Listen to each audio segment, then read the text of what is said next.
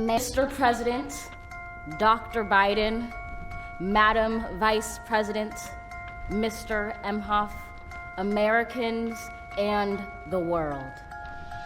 When day comes, we ask ourselves, where can we find light in this never-ending shade? The loss we carry, a sea we must wade. We've braved the belly of the beast. We've learned that quiet isn't always peace, and the norms and notions of what just isn't always just is.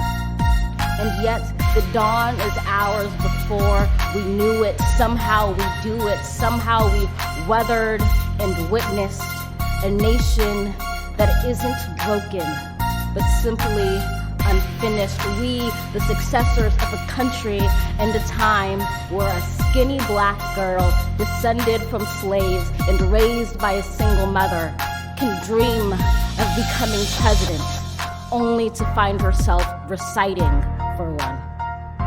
And yes, we are far from polished, far from pristine, but that doesn't mean we are striving to form a union that is perfect. We are striving to forge our union with purpose, to compose a country committed to all cultures, colors, characters, and conditions of man.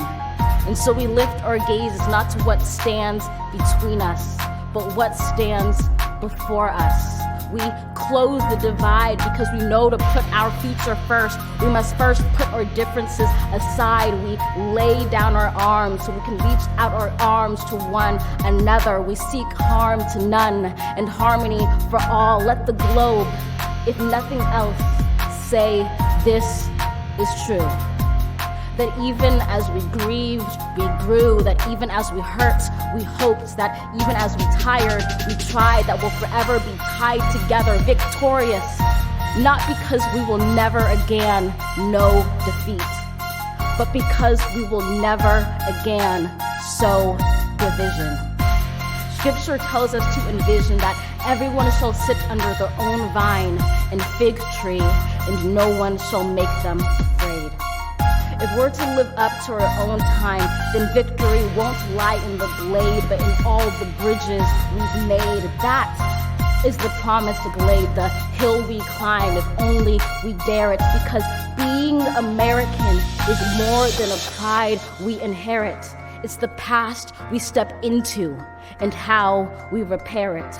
We've seen a force that would shatter our nation rather than share it, would destroy our country if it meant delaying democracy.